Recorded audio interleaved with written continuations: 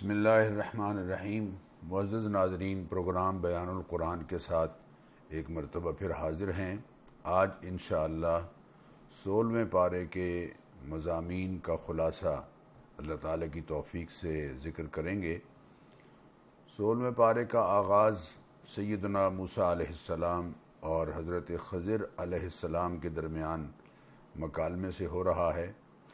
گزشتہ روز یہ بات ذکر کی گئی کہ حضرت موسیٰ علیہ السلام کی مجلس میں کسی صاحب نے یہ بات پوچھی کہ اس وقت مخلوق میں کرۂ ارض پر آپ سے زیادہ کوئی عالم ہے؟ تو آپ نے فرمایا نہیں۔ حضرت موسیٰ علیہ السلام کا یہ جواب اپنی جگہ بالکل درست تھا، چونکہ نبوت کے شایان شان جس قدر علوم ہوتے ہیں، ان علوم میں انبیاء علیہم الصلاۃ والتسلیمات یقیناً ساری کائنات میں سب سے زیادہ صاحب علم ہوتے، اس میں کوئی شک نہیں۔ لیکن چونکہ علوم کو دو حصوں میں تقسیم کیا گیا ہے، ایک علوم تشریعی یعنی شریعت مطہرہ سے متعلق علوم، اور دوسرے علوم تکوینی یعنی کائنات کا نظام چلانے کے لیے اللہ تعالیٰ جن فرشتوں کو کچھ امور سپرد کرتے ہیں، ان فرشتوں کو جو علم بخشا جاتا ہے اسے تکوینی علم کہتے ہیں۔ حضرت خضر علیہ السلام کو اللہ تعالیٰ نے علم لدنی یا تکوینی علوم میں سے کچھ عطا فرمایا تھا، تو حضرت موسیٰ علیہ السلام کی اس بات پر اللہ تعالیٰ نے یہ چاہا کہ ان پر یہ ظاہر ہو کہ ایک اور صاحب علم ہیں جو تشریعی علم کے ساتھ ساتھ یا تشریعی علم کی بجائے تکوینی علم پر قدرت رکھتے ہیں، اور تکوینی علم میں سے کچھ حصہ اللہ تعالیٰ نے ان کو عطا فرمایا ہے۔ چنانچہ آپ کو حضرت خضر علیہ السلام سے ملاقات کا حکم ہوا، حضرت یوشع ابن نون حضرت موسیٰ علیہ السلام کے ساتھ چلے، اور ایک مقام پر جب حضرت خضر علیہ السلام سے ملاقات ہوئی تو آپ نے یہ بتایا کہ میرا اور آپ کا علم اللہ تعالیٰ کے علم کے مقابلے میں اتنی حیثیت بھی نہیں رکھتا جتنی کہ سمندر میں اگر چڑیا اپنی چونچ ڈبوئے تو اس کی چونچ کو جو پانی لگتا ہے اس کی حیثیت بھی بہرحال یقیناً محدود ہوگی، لیکن اللہ کا علم لا متناہی اور لا محدود ہے۔ پھر حضرت موسیٰ علیہ السلام اور حضرت خضر علیہ السلام کو ایک مرحلے سے گزارا گیا، اس سارے مرحلے کی تفصیل بیان کرنا یہاں ممکن نہیں ہے، لیکن آخر میں حضرت خضر علیہ السلام نے حضرت موسیٰ علیہ السلام سے فرمایا کہ وما فعلتہ عن امری، یہ جو کچھ ہوا ہے اور جو کچھ میں نے کیا ہے یہ میں نے اپنے پاس سے نہیں کیا، بلکہ اللہ تعالیٰ کے حکم اور اس کی تعلیمات اور اس کی ہدایت کی روشنی میں ہی کیا ہے۔ حضرت موسیٰ علیہ السلام چونکہ صاحب شریعت تھے، اس لیے وہ تشریعی علم کی بنیاد پر اعتراض کرتے رہے، لیکن تکوینی علم کی بنیاد پر حضرت خضر علیہ السلام اقدام کرتے رہے، اور آخر میں حضرت خضر علیہ السلام نے حضرت موسیٰ علیہ السلام سے یہ کہا کہ وما فعلتہ عن امری ذلک تأویل ما لم تستطع علیہ صبرا، جو کچھ میں نے کیا ہے یہ بہرحال اللہ تعالیٰ کی ہدایت اور اس کی اجازت کے ساتھ کیا ہے۔ اس کے بعد پھر حضرت ذوالقرنین کا تذکرہ ہے۔ ذوالقرنین ایک عادل اور انصاف پسند حکمران تھے اور بادشاہ تھے۔ حضرت خضر علیہ السلام، بعض لوگوں نے یہ کہا ہے کہ ان کے جو وزیر تھے ان کا نام بھی خضر تھا۔ ان کے 3 سفروں کا اللہ تعالیٰ نے یہاں ذکر فرمایا ہے، جس کی تفصیل کا یہاں وقت نہیں ہے۔ آدمی قرآن کریم جب پڑھتا ہے تو اس کے سامنے ساری صورتحال سامنے آتی ہے۔ پھر اللہ تعالیٰ نے یاجوج ماجوج کا تذکرہ فرمایا، اور اس کے بعد اگلے رکوع میں یعنی آخری رکوع میں، سورہ کہف کے آخری رکوع میں بہت بنیادی باتیں ہمیں سمجھائی ہیں جن کا عملی زندگی سے تعلق ہے۔ اللہ تعالیٰ نے فرمایا افحسب الذین کفروا ان یتخذوا عبادی من دونی اولیاء، کیا کافر یہ خیال کرتے ہیں کہ وہ بنا لیں گے میرے بندوں کو میرے سوا اپنا کارساز؟ میرے بندوں کو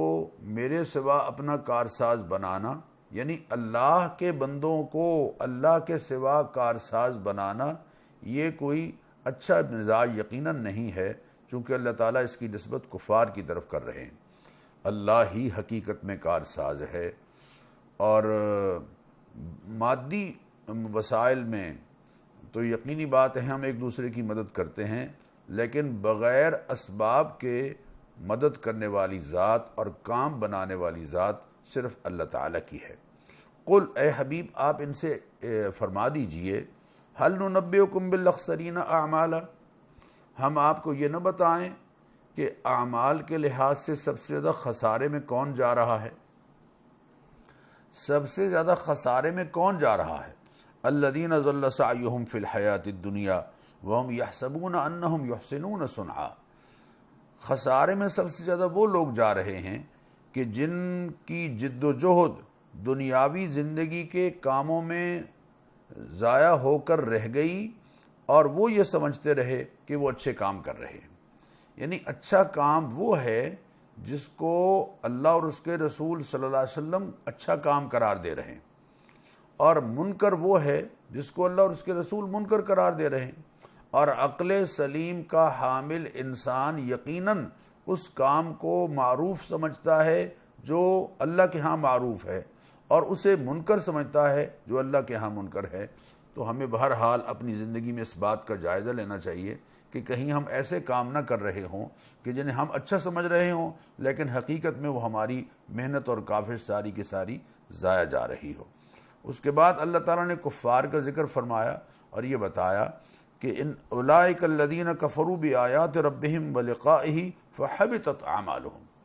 جو کفار ہیں، یعنی دراصل یہ وہ لوگ ہیں کفار کہ چونکہ ایمان نہیں لائے تو ان کی ساری چیریٹی اور نیکیاں ایک طرح سے ضائع ہو رہی ہیں۔ حبطت اعمالہم، ان کے اعمال ضائع ہو گئے۔ فلا نقیم لہم یوم القیامت وزنا، قیامت کے دن ہم اس قابل انہیں نہیں سمجھیں گے کہ ان کا کوئی وزن ہو، ان کی کوئی حیثیت ہو۔ فجعلناہ ھباء منثورا، اللہ دوسرے مقام پر فرما رہے ہیں کہ ہم ان کو بکھری ہوئی راکھ کی طرح کر دیں گے، چونکہ اعمال کی قبولیت کے لیے بنیادی شرط ناظرین ایمان ہے، پھر اخلاص ہے، پھر ان اعمال کا سنت نبوی کے مطابق ہونا ہے۔ اگر اعمال کو سنت کی کنفرمیشن اور اپروول حاصل نہیں ہے تو یقیناً وہ اللہ تعالیٰ کے ہاں بے قدرے اور بے حیثیت ہو جائیں گے۔ پھر اس کے بعد اللہ تعالیٰ نے یہ بات ارشاد فرمائی کہ لو کان البحر مدادا لکلمات ربی لنفد البحر قبل ان تنفد کلمات ربی، اللہ کے کلمات اور اللہ کی قدرتوں کے نشانات اس کائنات میں اس قدر بکھرے ہوئے ہیں اور اس طرح بے پایاں اور غیر محدود ہیں کہ اگر سمندر روشنائی بن جائے اور میرے رب کی باتیں لکھنے کے لیے کوئی آدمی لوگ اسے لکھنا شروع کر دیں تو یہ سمندر ختم ہو جائیں گے، لیکن اللہ کے کلمات اور اللہ کی قدرت کی نشانیاں یقیناً ختم نہیں ہوں گی۔ اس میں کوئی شک نہیں کہ جیسے اللہ کی ذات جو ہے وہ بے مثال ہے، ویسے اللہ تعالیٰ کی جو نعمتیں ہیں اس کائنات میں بکھری ہوئی وہ بھی لامحدود ہیں، لامتناہی ہیں۔ ان کو سمندر کا پانی اگر روشنائی بن جائے پھر بھی انہیں نہیں لکھ سکتا، یہ سیاہیاں ساری روشنائیاں ختم ہو جائیں گی، اللہ کی قدرتیں پھر بھی یقیناً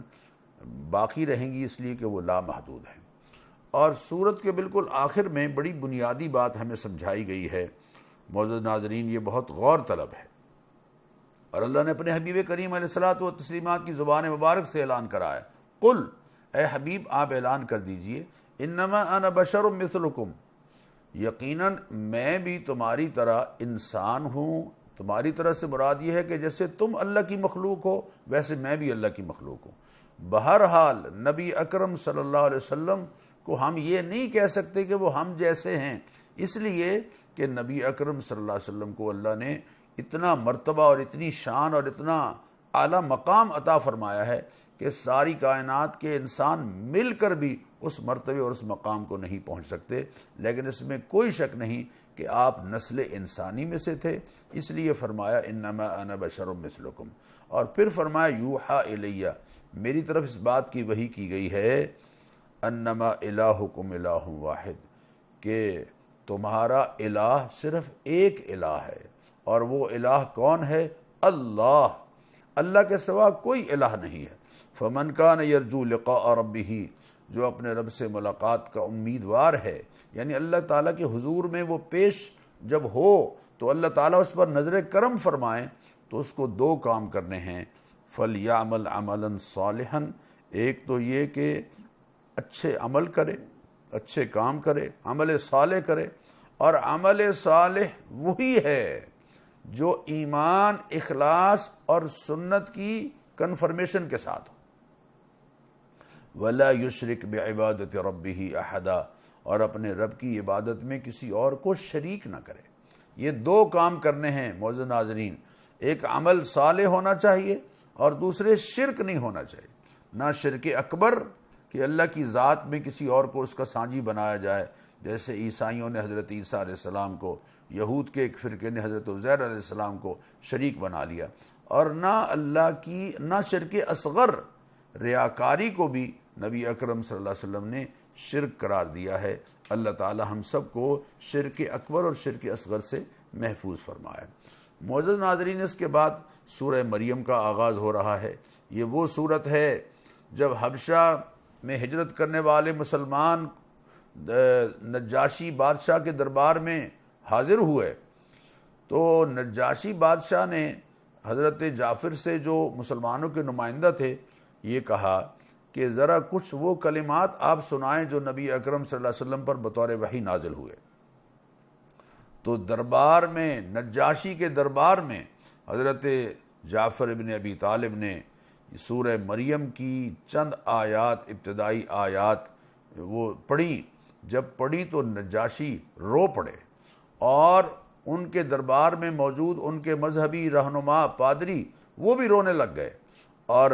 یقیناً حضرت عیسیٰ علیہ السلام کے بارے میں نجاشی نے یہ بات کہی کہ جو بات قرآن نے کہی ہے، یہ نیچے سے ایک تنکا اٹھا کے کہا کہ حضرت عیسیٰ علیہ السلام کا مرتبہ یقیناً قرآن نے جو متعین کیا ہے اس کے مقابلے میں اس تنکے سے بھی زیادہ نہیں ہے۔ حضرت زکریا علیہ السلام کا بالکل تذکرہ آغاز میں آیا ہے، کاف ہا یا عین صاد، ذکر رحمت ربک عبدہ زکریا۔ حضرت زکریا علیہ السلام بڑھاپے میں ہیں، بیوی بھی بانجھ ہے، لیکن اللہ تعالیٰ سے مایوس نہیں ہیں۔ یہ ہے معزز ناظرین، اسباب بظاہر اگرچہ دکھائی نہ بھی دے رہے ہوں، پھر بھی مسبب الاسباب کی ذات پر یقین کر کے اس سے مانگتے رہنا، یہ انبیاء علیہ الصلاۃ والتسلیمات نے درس دیا ہے۔ بیٹا اللہ تعالیٰ سے مانگ رہے ہیں، معلوم ہوا انبیاء کی سنت یہ ہے کہ وہ بیٹے بیٹیاں کس سے مانگتے رہے ہیں؟ اللہ سے مانگتے رہے ہیں کہ اے پروردگار، وہن العظم منی، میں بوڑھا ہو گیا ہوں، واشتعل الراس شیبا، اور بال میرے جو ہیں وہ بڑھاپے کی وجہ سے سفید ہو گئے ہیں، ولم اکن بدعائک رب شقیہ، لیکن تیری رحمت سے میں یقیناً نامراد نہیں ہوں۔ اے میرے پروردگار، وامراتی عاقر، میری بیوی بھی بانجھ ہے، لیکن فہب لی من لدنک ولیہ یرثنی ویرث من آل یعقوب، اے پروردگار مجھے اپنے فضل سے بیٹا عطا فرما، وارث عطا فرما جو میرا وارث بنے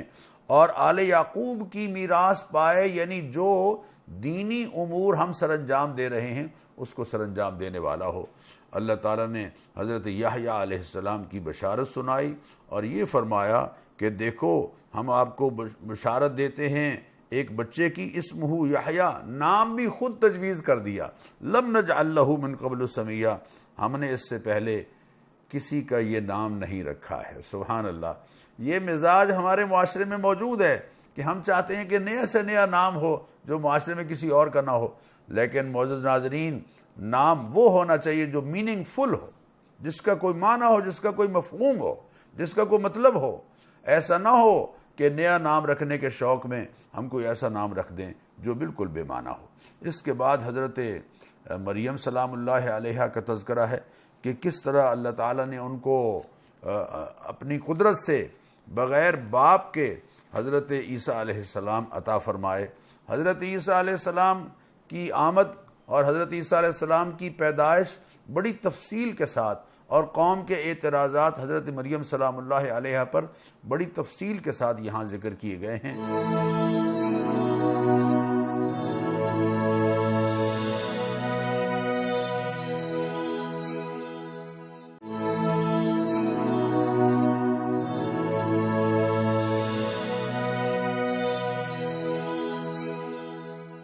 حضرت عیسیٰ علیہ السلام ماں کی گود میں یہ کہہ رہے ہیں، قال انی عبد اللہ، میں اللہ کا بندہ ہوں۔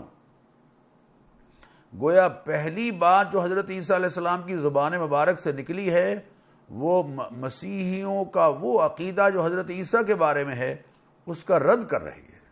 حضرت عیسیٰ علیہ السلام کی تقریر ہے، بڑی تفصیل کے ساتھ یہاں اللہ تعالیٰ نے ذکر فرمائی، اور وہ آخر میں فرمایا کہ ما کان للہ ان یتخذ من ولد سبحانہ، اللہ تعالیٰ کی شایان شان نہیں ہے کہ وہ کسی کو اپنے بیٹا بنائے، سبحانہ، وہ اس سے بالکل پاک ہے، بلند و بالا ہے، وہ یقیناً کسی کو بیٹا بنانا یقیناً یہ اس کے شایان شان اور اس کے مرتبے کے لائق نہیں ہے۔ وَإِنَّ اللَّهَ رَبِّي وَرَبُّكُمْ فَاعْبُدُوهُ، میرا رب بھی اللہ ہے، تمہارا رب بھی اللہ ہے، اسی کی عبادت کرو۔ اس کے بعد حضرت ابراہیم علیہ السلام کا تذکرہ ہے اور ان کی تقریر ہے جو انہوں نے اپنے والد سے کی ہے۔ معزز ناظرین، یہ بہت خوبصورت انداز ہے جس میں ادب بھی جھلک رہا ہے، پیار، محبت اور احترام بھی جھلک رہا ہے، اور حق بات بھی اپنے والد تک پہنچا رہے ہیں۔ ذرا غور کیجئے، فرمایا وَاذْكُرْ فِي الْكِتَابِ إِبْرَاهِيمَ إِنَّهُ كَانَ صِدِّيقًا نَبِيًّا، ابراہیم اللہ کے سچے نبی، اذ قال لأبیہ، باپ سے کہا، لِمَ تَعْبُدُ مَا لَا يَسْمَعُ وَلَا يُبْصِرُ وَلَا يُغْنِي عَنْكَ شَيْئًا، ابا جان آپ کیوں عبادت کرتے ہیں ان کی جو نہ سنتے ہیں، نہ دیکھتے ہیں، اور نہ آپ کو کوئی فائدہ پہنچا سکتے ہیں۔ فائدہ پہنچانے والی ذات اللہ کی ذات ہے۔ یا ابت انی قد جاءنی من العلم ما لم یاتک فاتبعنی اہدک صراطا سویا، ابا جان اللہ نے مجھے ایسا علم عطا فرمایا ہے جو آپ کے پاس نہیں ہے، لہذا آپ کو میری پیروی کرنی چاہیے۔ معلوم ہوا جو صاحبان علم ہیں ان کی پیروی انہیں کرنی چاہیے جو صاحبان علم نہیں ہیں۔ یہی انداز انبیاء علیہ الصلوۃ والتسلیمات کی تعلیمات سے ہمیں سمجھ آتا ہے۔ یا ابت لا تعبد الشیطان، اے میرے ابا جان، دیکھیے مٹھاس کتنی ہے، بار بار یا ابت کہہ رہے ہیں، اے میرے ابا جان، اے میرے ابا جان، آپ شیطان کی پیروی کر رہے ہیں، آپ شیطان کی عبادت کر رہے ہیں۔ شیطان تو اللہ تعالیٰ کا بڑا نافرمان ہے، مجھے ڈر ہے کہ کہیں اللہ تعالیٰ کے عذاب کی پکڑ میں آپ نہ آ جائیں، لہذا میں تو آپ کو خیر کی بات بتا رہا ہوں۔ لیکن ہوا کیا، والد بجائے اس کے کہ بات مانتے الٹا کہنے لگے، اراغب انت عن آلہتی یا ابراہیم، اے ابراہیم آپ میرے معبودوں سے پھر گئے ہو، لئن لم تنتہی، اگر باز نہیں آؤ گے تو میں تمہیں پتھر ماروں گا، سنسار کروں گا، وہجرنی ملیہ، اور تم چھوڑ دو مجھے ہمیشہ کے لیے۔ اب دیکھیے حضرت عیسیٰ علیہ السلام کے واقعے کے بعد حضرت ابراہیم کا واقعہ پڑھ رہے ہیں۔ حضرت ابراہیم علیہ السلام دلیل سے بات کر رہے ہیں، ریزن سے بات کر رہے ہیں، وہ دلائل کے ساتھ اپنا موقف رکھ رہے ہیں،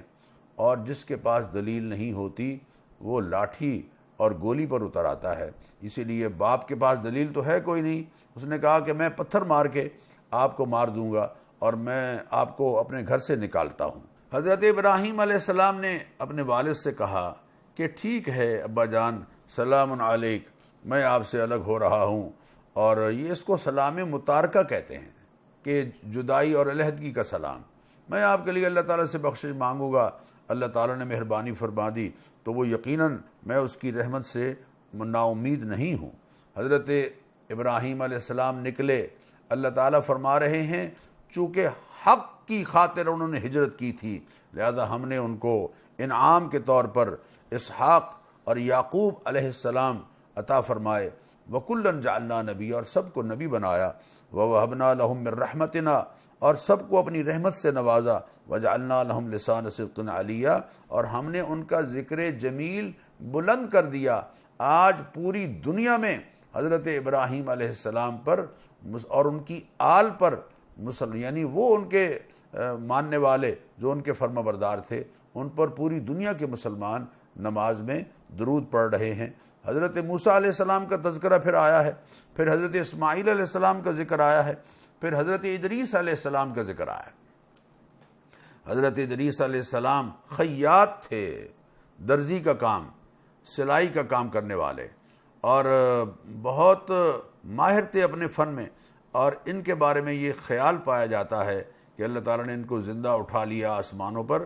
اس کے بارے میں کوئی محکم حدیث ہمارے سامنے نگاہ سے نہیں گزری، بلکہ علماء نے اس کی تردید کی ہے۔ البتہ چوتھے آسمان پر سفر معراج میں حضرت ادریس علیہ السلام کے ساتھ حضور اکرم صلی اللہ علیہ وسلم کی ملاقات ہوئی۔ اس کے بعد معزز ناظرین ایک بڑی اہم بات ارشاد فرمائی کہ اگرچہ انبیاء علیہم الصلاۃ والتسلیمات بلند مرتبہ ہستیاں ہیں، لیکن اگر ان کی اولاد اور ان کے جانشین ناخلف ثابت ہو جائیں، ان کی اولاد ان کی جانشین ناخلف ثابت ہو جائیں، تو پھر صرف یہ رشتہ جو ہے نسبی رشتہ وہ ان کے کام نہیں آئے گا۔ شاہ جی سبحان اللہ، شاہ جی سبحان اللہ، اگرچہ وہ کام سارے غلطی کر رہے ہو، ہمارے ہاں احترام ہے، لیکن یہ احترام تب ہے جب شاہ جی کا کام نبی اکرم صلی اللہ علیہ وسلم کی سنت کے مطابق ہے۔ اگر شاہ جی نہ نماز پڑھتے ہیں اور کتے پکڑے ہوئے اور ان سے شکار کرتے پھرتے ہیں، تو پھر یقینی بات ہے فخلف من بعدہم خلف، ان کے بعد ایسے ناخلف آئے، اضاعوا الصلاۃ، جنہوں نے نمازوں کو ضائع کیا، واتبعوا الشہوات، اور خواہشات نفس کی پیروی کی، فسوف یلقون غیا، یہ گمراہی کے انجام جو جہنم کا ایک ٹھکانہ ہے وہ اس کو جا کے ملیں گے۔ گویا اللہ تعالیٰ نے ان کا رد کیا۔ ہاں جو توبہ کرتا ہے اور اعمال صالحہ کرتا ہے فاولئک یدخلون الجنہ، وہ جنت میں داخل ہوں گے۔ اس کے بعد اللہ تعالیٰ نے اپنے حبیب کریم علیہ الصلاۃ والتسلیمات سے فرمایا فاعبدہ واستبر لعبادتہ، دیکھو اللہ تعالیٰ کی عبادت کرو اور اللہ تعالیٰ کی عبادت پر ثابت قدم رہو۔ هل تعلم له سمیہ، کیا تم جانتے ہو کہ کوئی ہستی ہے جو اس کے ہم پایا ہے؟ یقیناً اس کے ہم پایا کوئی ہستی نہیں ہے۔ فوربک لنحشرنہم، اے حبیب تیرے رب کی قسم ہے ہم ان سب کو کل قیامت کے دن میدان حشر میں ضرور اکٹھا کریں گے۔ اللہ نے قسم کے ساتھ یہ بات سمجھائی۔ پھر فرمایا واتخذوا من دون اللہ آلہہ، لوگوں نے بنا رکھے ہیں اللہ تعالیٰ کے سوا کچھ اور خدا، لیکونوا لہم عزا، تاکہ ہوں وہ ان کے مددگار۔ اللہ کے سوا اوروں کو مددگار مانتے ہیں، اللہ تعالیٰ کے سوا اوروں کو مددگار مانتے ہیں، کلا، ہرگز نہیں ہوگا کوئی ان کا مددگار۔ سیکفرون بعبادتہم، بلکہ قیامت کے دن جن کو یہ معبود مان رہے تھے وہ ان کی عبادت کا انکار کر دیں گے، ویکونون علیہم ضدا، اور وہ ان کے مخالف ہو جائیں گے۔ پھر اللہ نے فرمایا کہ لوگوں نے رحمان کے بیٹا مان لیا ہے، کسی کو بیٹا بنا لیا ہے، لقد جئتم شیئا ادا، یہ بڑی بیہودہ بات ہے جو یہ گھڑ کے لائے ہیں، تکاد السماوات یتفطرن منہ، اور اتنی بڑی بات ہے کہ قریب ہے کہ آسمان پھٹ پڑیں اور زمین شک ہو جائے اور پہاڑ پارا پارا ہو کر گر جائیں، اس بات پر کہ اللہ تعالیٰ نے کسی کو اپنا بیٹا بنا لیا ہے۔ اللہ نے ہرگز کسی کو اپنا بیٹا نہیں بنایا۔ جو ایمان اور عمل صالح کرنے والے ہیں، نیک لوگوں کی محبت اللہ لوگوں کے دلوں میں ڈال دیتے ہیں۔ اللہ فرماتے ہیں ان الذین آمنوا وعملوا الصالحات، جو ایمان والے ہیں اور اچھے اعمال کرنے والے ہیں، سیجعل لہم الرحمن ودا، اللہ تعالیٰ جو رحمان ہے وہ لوگوں کے دلوں میں ان کی محبت پیدا کر دیتا ہے۔ معزز ناظرین، آج آپ دیکھ لیجئے حضرت علی حجویری رحمۃ اللہ علیہ 1000 سال پہلے لاہور میں آئے، کس کو معلوم ہے کہ اس دور میں حکمران کون تھا؟ آج الحمدللہ سب کو حضرت علی حجویری رحمۃ اللہ علیہ اور ان کی تعلیمات اچھی طرح سے یاد ہیں۔ پوری دنیا میں دیکھ لیجئے، اللہ والوں کی محبت اللہ اپنے بندوں کے دلوں میں ڈال دیتا ہے۔ معزز ناظرین، اس کے بعد سورہ طٰہٰ کا آغاز ہے۔ سورہ طٰہٰ میں بالکل آغاز میں اللہ تعالیٰ نے ارشاد فرمایا کہ اے حبیب صلی اللہ علیہ وسلم، ہم نے جو آپ کو قرآن کریم آپ پر اتارا ہے اس لیے نہیں اتارا کہ آپ مشقت میں پڑ جائیں، بلکہ یہ تو ایک یاد دہانی ہے، لمن یخشا، اور خاص طور پر ان لوگوں کے لیے ہے کہ جن کے دلوں میں اللہ تعالیٰ کا ڈر ہے۔ اور وَإِن تَجْهَرْ بِالْقَوْلِ فَإِنَّهُ يَعْلَمُ السِّرَّ وَأَخْفَى، یہ بات اچھی طرح سے جان لو کہ اگر تم کوئی بات قدر آواز کے ساتھ کہتے ہو تو وہ تو سب سن لیتے ہیں، اللہ تعالیٰ تو چپکے سے کہی ہوئی بات بلکہ اس سے بھی زیادہ چھپی ہوئی بات اس کو بھی جانتا ہے۔ یعلم خائنۃ الاعین وما تخفی الصدور، آنکھوں کی خیانت کو بھی جانتا ہے، سینوں میں جو بات تم نے چھپا رکھی ہے اس کو بھی جانتا ہے۔ اس کے بعد حضرت موسیٰ علیہ السلام کا تذکرہ ہے جو آیت نمبر 9 سے آیت نمبر 99 تک، یعنی 90 آیات ہیں جو حضرت موسیٰ علیہ السلام کے تذکرے پر مشتمل ہیں کہ کس طرح اللہ تعالیٰ نے ان کو نبوت کا منصب عطا فرمایا اور کس طرح انہوں نے دعا کی کہ اللہ میرا سینہ کھول دے اور میرے لیے کام آسان کر دے اور میرے بھائی کو میرا وزیر بنا دے، میرا معاون بنا دے، اور اللہ تعالیٰ نے ان کی بات کو قبول فرمایا اور یہ فرمایا کہ میں نے تمہاری دعا جو ہے وہ قبول کر لی ہے، اور یہ فرمایا کہ اقم الصلاۃ لذکری، اے موسیٰ نماز آپ پڑھتے رہیے میری یاد کے لیے۔ نماز کا جو مقصد ہے یہ محض ایکسرسائز نہیں ہے کہ ہمارے مسل صحیح رہیں، ہماری کمر کی ایکسرسائز ہو جائے اور ہمارے بدن کی ایکسرسائز ہو جائے، اصل مقصود اللہ کا ذکر ہے، اللہ کا دھیان نماز کے ذریعے سے نصیب ہو جائے۔ پھر اس کے بعد بڑی تفصیل سے اللہ تعالیٰ نے حضرت موسیٰ علیہ السلام کا واقعہ بیان فرمایا کہ فرعون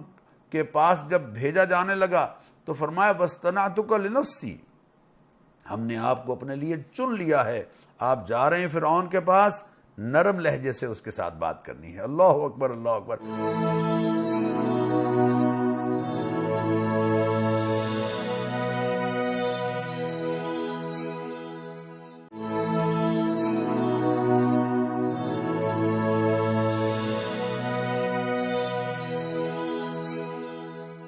باغی اور سرکش، لیکن حکم کیا ہے؟ نرم لہجے سے بات کرنی ہے۔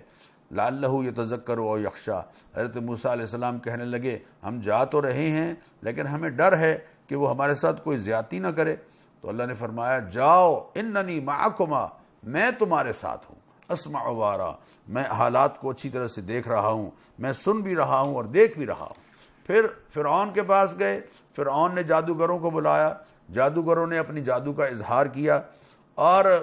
فرعون یہ کہنے لگا کہ یہ جو موسیٰ اور ہارون دونوں ہیں، ان ھذان لساحران، نعوذ باللہ یہ دونوں جادوگر ہیں، یریدان ان یخرجاکما من ارضکما بسحرہما، اور اپنے جادو کے ذریعے سے تمہیں اپنے ملک سے نکالنا چاہتے ہیں، ویذھبا بطریقتکم المثلی،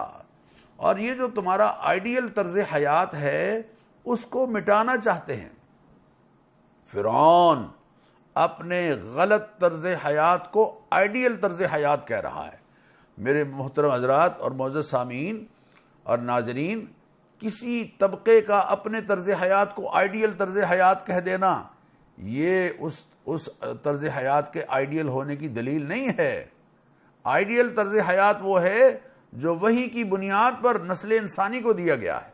اب فرعون اپنے طرز حیات کو آئیڈیل طرز حیات کہہ رہا ہے، جہاں اپنی ربوبیت تسلیم کرا رہا ہے لوگوں سے، لیکن حضرت موسیٰ علیہ السلام، حضرت ہارون علیہ السلام دونوں میدان میں اترے ہیں، اور حضرت موسیٰ علیہ السلام نے جادوگروں کے مقابلے میں جب لاٹھی پھینکی تو اللہ تعالیٰ نے ان کے سارے جادوؤں کو ملیا میٹ کر دیا، اور جادوگر سمجھ گئے کہ موسیٰ سچے ہیں تو وہ ایمان لے آئے۔ جب ایمان لائے تو فرعون نے یہ کہا کہ اچھا میری اجازت کے بغیر تم ایمان لے آئے ہو، میں تمہارے بازو کاٹوں گا، تمہاری ٹانگیں کاٹوں گا اور تمہیں سولی پہ لٹکاؤں گا، وَلَأُصَلِّبَنَّكُمْ، لیکن سب نے یہ کہا کہ لَن نُؤْثِرَكَ عَلَىٰ مَا جَاءَنَا مِنَ الْبَيِّنَاتِ فَاقْضِ مَا أَنْتَ قَاضٍ، جو کچھ آپ کرنا چاہتے ہو کر گزرو، جو اللہ تعالیٰ نے ہمیں نور اور ہدایت عطا فرما دی ہے اس کے مقابلے میں اپنی زندگی کو ہم زندگی کی کوئی حیثیت نہیں سمجھتے۔ پھر حضرت موسیٰ علیہ السلام اور حضرت ہارون علیہ السلام دونوں جب قوم کو لے کے چلے تو اللہ تعالیٰ نے من اور سلوہ عطا فرمایا اور یہ فرمایا کلوا من طیبات ما رزقناکم، جو میں نے تمہیں پاکیزہ چیزیں عطا کی ہیں انہیں کھاؤ، ولا تطغوا فیہ، اور اس معاملے میں سرکشی نہ کرنا، فَيَحِلُّ عَلَيْكُمْ غَضَبِي، ورنہ تم پر میرا غضب ٹوٹ پڑے گا۔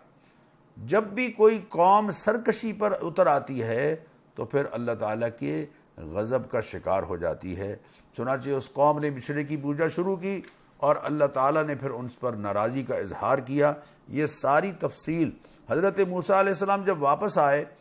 تو حضرت ہارون سے کہنے لگے کہ آپ نے اس قوم کو روکا کیوں نہیں؟ معزز ناظرین ذرا اس جملے پر غور کیجئے۔ اللہ فرما رہے ہیں حضرت ہارون حضرت موسیٰ سے کہنے لگے یبن امّا، اے میرے ماں جائے، لا تاخذ بلحیتی ولا براسی، میرے سر کے بال آپ نے پکڑ لیے ہیں، مہربانی کیجئے انہیں چھوڑ دیجئے۔ انی خشیت ان تقول فرقت بین بنی اسرائیل ولم ترقب قولی، مجھے ڈر تھا کہ کہیں آپ یہ نہ کہیں کہ بنی اسرائیل کے درمیان آپ نے تفرقہ ڈال دیا ہے۔ اللہ اکبر، اور میرا انتظار نہیں کیا، میری بات کا تم نے پاس نہیں کیا۔ اللہ اکبر، یہ فرقہ بندی اور تفرقہ اتنا خطرناک عمل ہے کہ اللہ کے نبی محدود وقت کے لیے ایک ایسی بات کو برداشت کرتے رہے جو یقیناً ناقابل قبول ہے، لیکن وہ تو برداشت کر لی اور طبقے میں اور قوم میں تفرقہ اور فرقہ بندی اور گروہ بندی اس کو پسند نہیں کیا۔ آپ اندازہ کیجئے، چنانچہ حضرت موسیٰ علیہ السلام نے سامری کو بھی سزا دی اور اس کو اور بچھڑا جو ہے اس کو جلا دیا۔ لَنُحَرِّقَنَّهُ ثُمَّ لَنَنسِفَنَّهُ فِي الْيَمِّ نَسْفًا، ہم اس بچھڑے کو جلائیں گے اور سمندر میں ریزہ ریزہ کر کے اس کو بکھیر دیں گے۔ اور پھر تقریر کی کہ انما الہکم اللہ الذی لا الہ الا ہو، اے لوگو تمہارا الہ صرف اللہ ہے جس کے سوا کوئی الہ نہیں ہے۔ وسع کل شیء علما، اور وہ